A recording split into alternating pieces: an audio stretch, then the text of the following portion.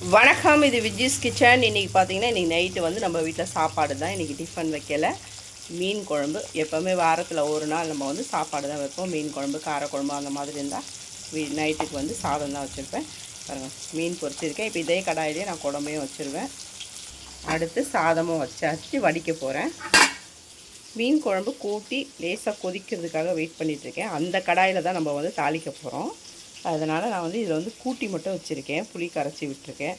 தக்காளி, புளி, மிளகாத்தூள், உப்பு, கொத்தமல்லி போட்டு நல்லா கரைச்சி இதை தனியாக வச்சுருக்கேன். இது சிம்மில் வச்சுருக்கேன் கொதிக்கிறதுக்காக. மீன் பொரித்து முடித்ததும் அதே கடாயில் தான் தாளிக்க போகிறோம். அதே எண்ணெயை வேஸ்ட் ஆக்காமல் தாளிக்க போகிறேன். அதனால் வந்து இதை வந்து லைட்டாக சிம்மில் வச்சு கொதிக்க வைக்கிறேன். சும்மா கொஞ்சம் மீன், ஆளுக்கு ஒரு 2 பீஸ் மீன் பொரிக்கிறேன். கவலை மீன் தான் வாங்கினேன், ரேட்டு அதிகம் இன்றைக்கி. இதெல்லாம் என்ன பண்ணுறேன், மீன் சாப்பிட்டு ஒரு வாரம் ஆகிட்டேன்னு மீன் வாங்கியிருக்கேன். குழம்பு தாளிச்சிக்கலாம். இப்போ அந்த எண்ணெயிலே இன்னும் கொஞ்சம் எண்ணெய் விட்டுக்கிறேன். வெந்தயம், கடுகு சேர்த்துருக்கேன். இப்போ நான் வந்து வெங்காயம், பச்சை மிளகாய், கருவேப்பிலை சேர்த்துக்கலாம். இன்றைக்கி நான் எதையுமே அரைச்சி ஊற்றலை, எல்லாமே வந்து இந்த மாதிரி தான் ரெடி பண்ணி வச்சுருக்கேன். சும்மா கையிலே பசைஞ்சு தான் பண்ணியிருக்கேன். சும்மா நிறைய அரைச்சி ஊற்றி வச்சா வேஸ்ட்டாக போகுது, அதனால் கொஞ்சமாக தேவைன்றதுனால பண்ணியிருக்கேன். இப்போ இதை நம்ம கடுகு பொரிஞ்சு இது சேர்த்துக்கலாம். வெங்காயம் நல்லா வதங்கணும், கொஞ்சம் நேரம் வெயிட் பண்ணி தான் நல்லா வதக்க விடணும்.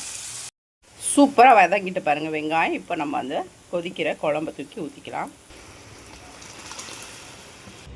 இது நல்லா கொதிக்கட்டும், அதுக்கப்புறம் நம்ம மீன் போட்டுக்கலாம். இப்போ நல்லா கொதிக்கும் போது மீனை சேர்த்துக்கலாம்.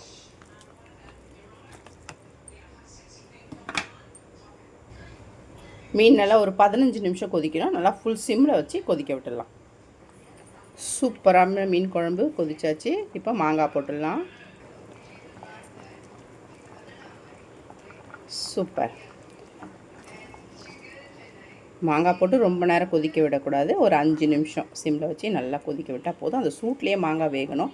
குழன்னு மாங்காய் போயிடுச்சுன்னா அப்புறம் ரொம்ப குழம்பு வந்து புளிக்கும், சாப்பிட முடியாது.